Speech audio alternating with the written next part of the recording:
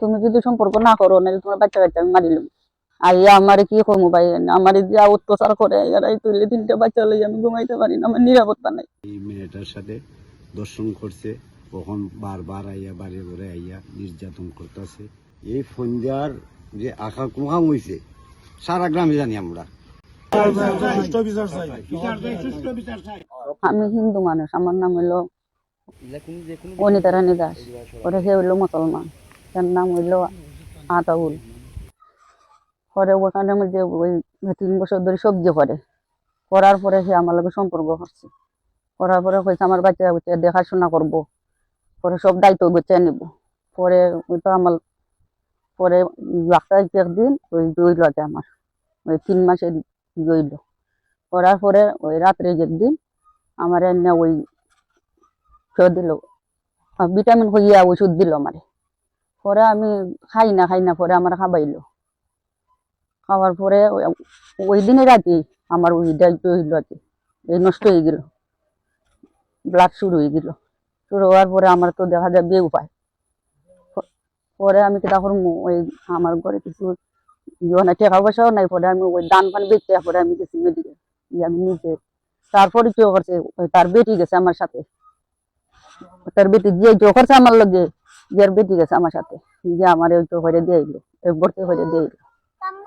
দেওয়ার পরে তো তার বেটি গিয়ে আস্তে দিয়ে জানাইছে এরকম কিরকম ঘটনা। পরে তো ওই আস্তে দেশে গ্রামের মানুষে এরপরে ওই আমার মেম্বার আছে সকালে জানার পরে তাইনো মেডিকেল গেছেন, যে আমার জিজ্ঞাসা আমি পরে কইছি না, ডর ভয়ে আমি কইছি না। পরে তো আমি 6 দিন থাকছি, থাকার পরে আমি ওই সিট খাইতে দিল আমার। পরে আমি আইলাম, আইসি পরে ফরিদা বাজার দিকটু আছে আমরা বাজার, আইসি পরে আমার অনেক মানুষের ধরছে, ধরার পরে হইলো করো তুমি তুমি সত্য কথা তুমি বাঁচবাই। পরে আমি আমি ওই সত্য কথা করছি হয়।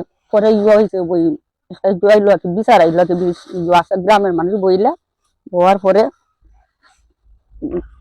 হলো বিচারে হইলো টাকা দিত 1 লাখ টাকা। পরে আর কতদিন পরে দেয় না, পরে ওই 5,000 টাকা দিয়ে করে আর কি, পরে ওই দোষে লইছে না, লোয়ার পরে তো আমি আমি গেছি মামলা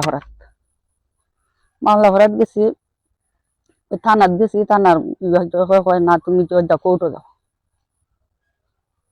পরে আমি করলাম আর কি, কোর্টে গেলাম, গিয়া পরে ওই আমি করছি আর কি মামলা। তখন তো ওই তো আমি ঘুমাইতে পারি না, রাইত হইলে আমার ডিস্টার্ব করে, আমার ঘরে ধরে ভাঙ্গিলা করে অত্যাচার করে আইয়া এই দেখেন না আমার রাতে পাতে খালাই করছে। কালকে রাতে আইয়া আমার কয় হাই বেডি তো কেস করছে কালামের দামাই আর ওই ইয়োর পা আতা বুলের পা 2টা, ওই তারা 4 জন মিললিয়া কালাম যে আতাউলের কি হয় চাচা লাগে। আইয়া আমারে কি করবো ভাই, আমার যা অত্যাচার করে এরাই তুললে 3টা বাচ্চা লই আমি ঘুমাইতে পারি না, আমার নিরাপত্তা নাই।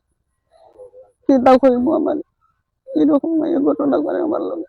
পরে ওই তখন আমার জোরে কই হাতে পাতে খালাই আমার মাছ দূর করছে আমারে, তার শাস্তি হোক। দেখাইছে তো দেখাইছে, হয় তুমি যদি ভিটামিন যদি না খাও নাইলে তোমার 3টা বাচ্চা মারি দিবে। বর্তমানে যে আমরা মেম্বার আছি, মেম্বারের পাশে দাঁড়ান নেই, এখন মেম্বারও আসামি দিছে, আমরাও আসামি দিছি, আমরাও পঞ্চায়েতের একজন।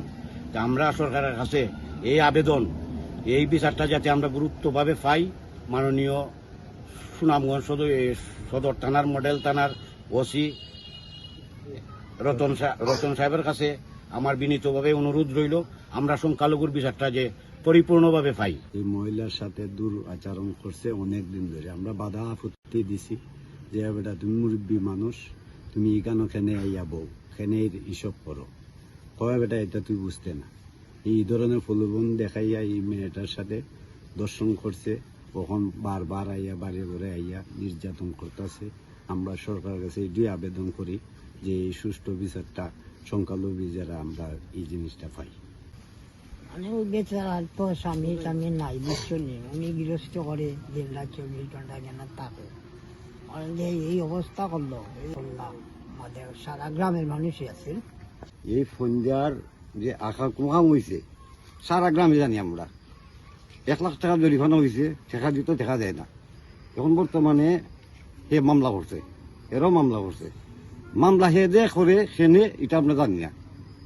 আর এরা তো করছে সঠিক, এই মেয়েটারে অত্যাচার অবিচার করে এই 3 বছর ধরে আমরা দেখা সাক্ষাৎ করতে পারি না, আমরা তো ফুয়াডি আমরা আইতে পারি না। জানলাম যে সঠিক ঘটনা, আমরা চাই বিচারটা যে হয়। আমার নাম Gobinda Kumar Das, retired police constable. এখানে এই মহিলা যখন মেম্বারে যেভাবে বলছে সেইভাবে যখন গর্ভপাত করে সুনামগঞ্জ থেকে বাড়িতে আসছে, আসার পরে গ্রামের পঞ্চায়েতে 10-12 জন লোক মহিলার জিজ্ঞাসা করছে।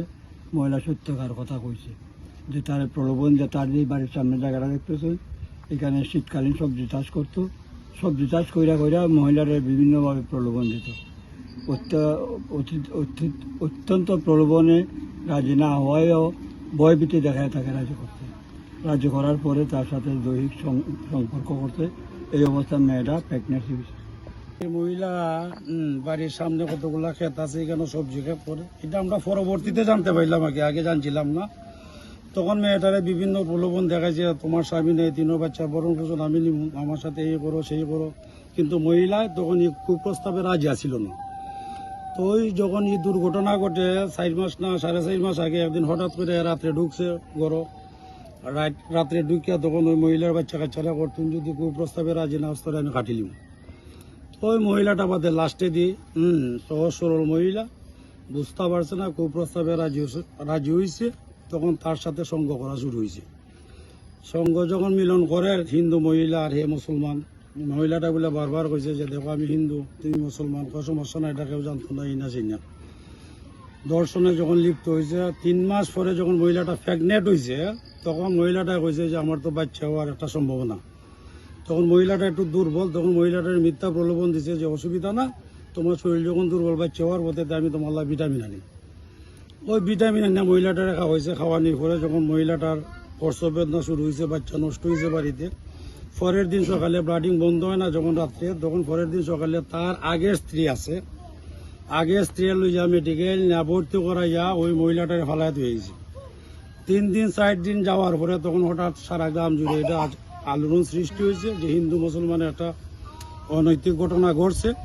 তখন আমার তারা কইছে মেম্বার হিসাবে বা জনপ্রতিনিধি হিসাবে, তখন আমি গ্রামের মানুষ লইয়া মেডিকেল যাই। যাওয়ার পরে মহিলাটা তখনও স্বীকার করছে না, বিভিন্ন ধরনের কথা কইছে। বাদে আমি এখান থেকে বেরোতে আইছি, পরে মহিলাটা সিট খাইতে আইছে বাড়িতে। আওয়ার পরে বাদে মহিলা কয় গ্রামের মানুষের যখন ধরছেন বলে আমি সত্য কথা কই, আমি তো বইয়ে কইছি না হিন্দু মানুষ আমার মারি লিব, কাটি লিব।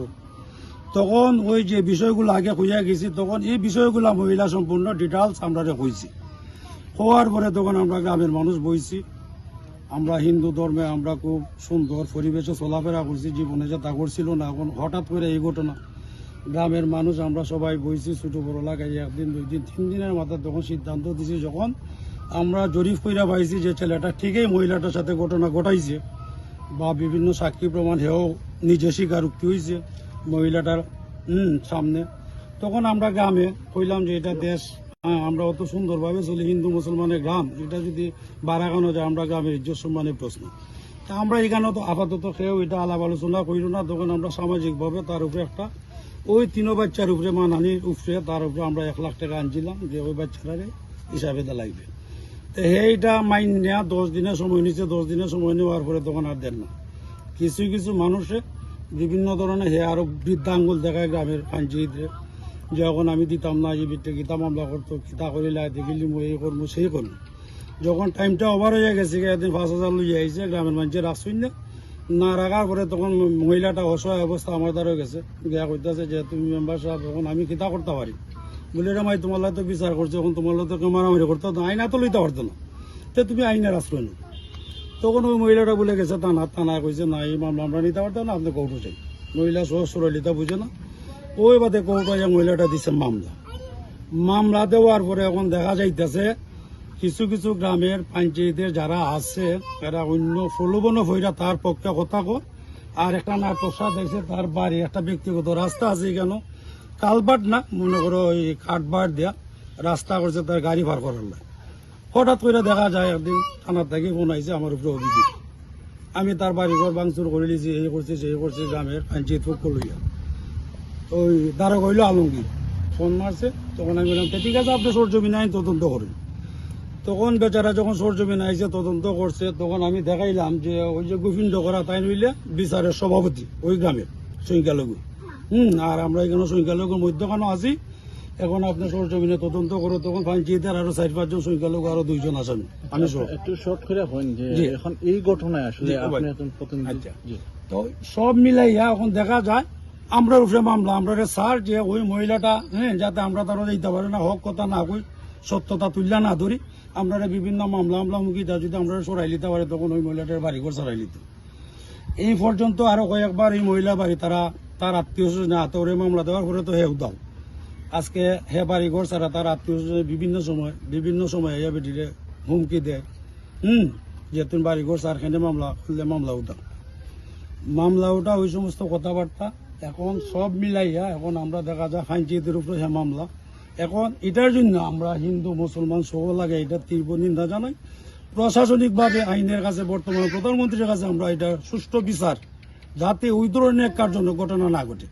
আর যদি এটা বিচার না পাই, আমরা দেশের সংখ্যালঘু যারা আছে, আমি একজন জনপ্রতিনিধি হিসাবে হইতে পারি যে সংখ্যালঘুরা এই দেশে বাস করবো কিনা, সংখ্যালঘুরা এই দেশে বাস করবো কিনা, এটা সুষ্ঠু বিচার। অত বড় ঘটনা ঘটায় আবার পঞ্চায়েতের দায়ী করে, এটা আইনের কাছে আমার ব্যক্তিগতভাবে গ্রামের পক্ষ থেকে কইতাছি এটা সুষ্ঠু বিচার হইতো। আর না হয় আমরা দেশ সহ লাগাই এটা প্রতিবাদ করব।